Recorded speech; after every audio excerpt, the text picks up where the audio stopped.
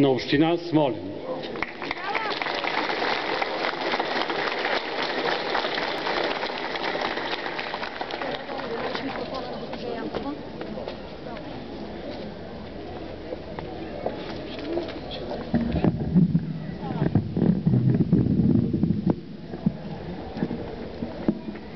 Ваше Високопреосвещенство, Пловдивски митрополит Николай, Ваше Преосвещенство, Константински епископ Антоний, Ваше Благоговейство, Архимандрит Висарион, уважаеми народни представители, господин областен управител, Ваши Благоговейства, отци от Смолянска област, уважаеми почетни граждани, ктитори и строители на храм Висарион Смолянски, скъпи гости на Смолян. Днес се събираме тук по три повода.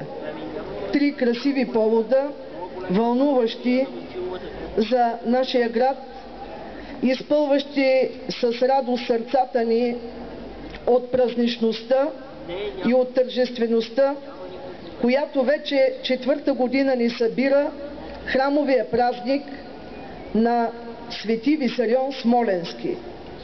Аз мисля, че ние приехме и знаем историята, тачим историята родопска, че ние се обединяваме около духа на православието, българщината, традицията и любовта към българския род, който тук е творил и който е имал силни духовни водачи. Да не честит храмовия празник Висарион Смолянски, уважаеми гости, духовни лица, скъпи съграждани. Днескашният повод е и повод да наградим Негово Преосвещенство Константински епископ Антоний с това, че той 2 години тук в Смолян, в Родопската област, изпратен от митрополит Николай, Негово Високо Преосвещенство, укрепи вярата, създаде онова обединение около църквата с типичната негова благост и човеколюбие, с неговата изключителна подготвеност по светските писания и преди всичко с неговата отдаденост на църквата. Затова, може би всички ние на този площад, родопчани, смоленчани и българи, които сме се докосвали до него през тези 2 години, сме щастливи.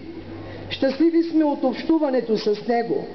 Щастливи сме, че имахме представител на Пловдивска митрополия, на Българската православна църква, един духовно извисен епископ, един духовно извисен владика, водени от своята младост и енергия.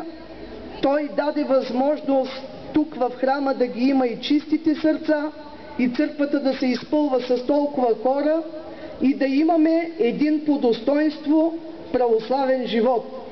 Затова Общинския съвет със своето съгласие на всички политически семейства, които работят за развитието на община Смолян, взе единодушно решение епископ Антоний да бъде награден с почетния знак на община Смолян.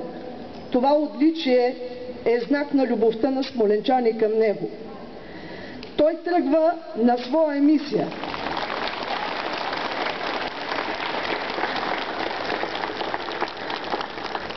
Той тръгва на своя мисия в Европа, благословена от Българския Свети Синод. Ние смолянчани казваме, че православието, мисията на Българската православна църква в Европа е мисия и свято дело.